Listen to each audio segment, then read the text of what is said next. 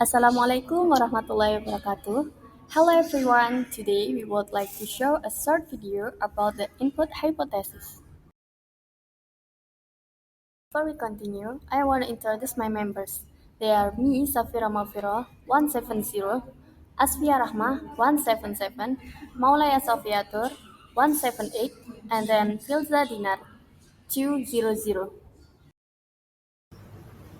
Here, we will focus on one of Stephen Cressen's most influential ideas, the input hypothesis, from his 1982 book Principle and Practice in Second Language Acquisition.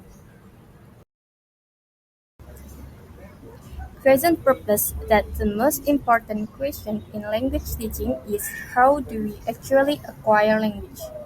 If learning and acquisition are different, then language teaching should help students acquire language naturally.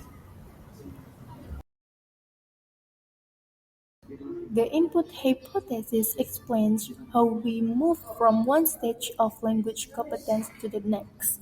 If a learner is at stage I, they progress to I plus 1 by understanding language that contains that next structure. This means acquisition happens only when we understand messages that are slightly beyond our current level, what Crescent calls I plus 1.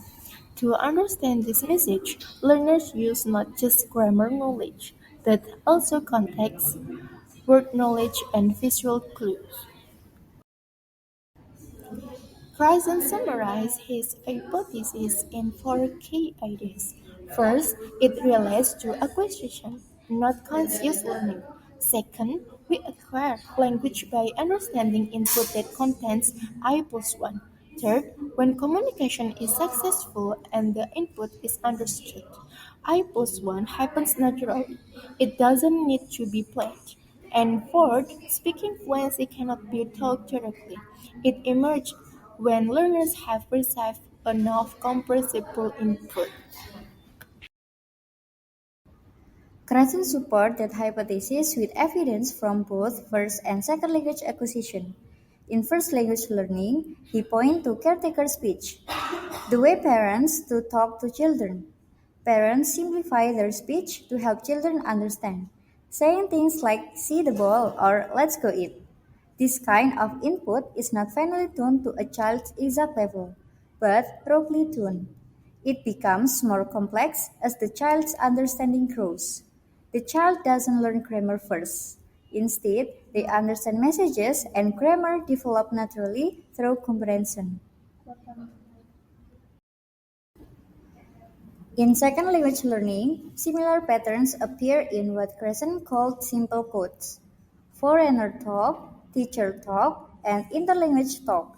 Native speakers and teachers naturally simplify their speech, not to teach grammar, but to make meaning clear.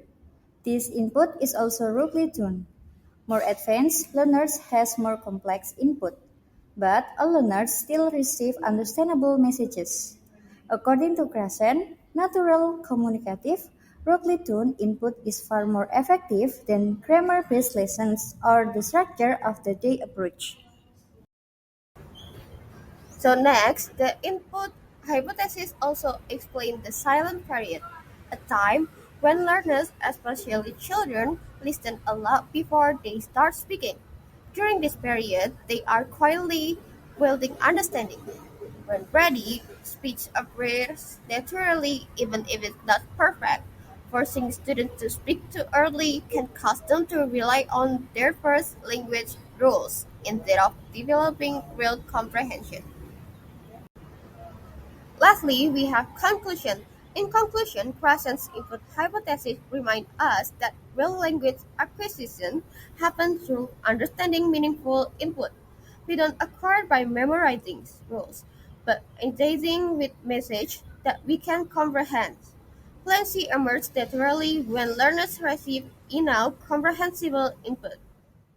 Created using Powtoon.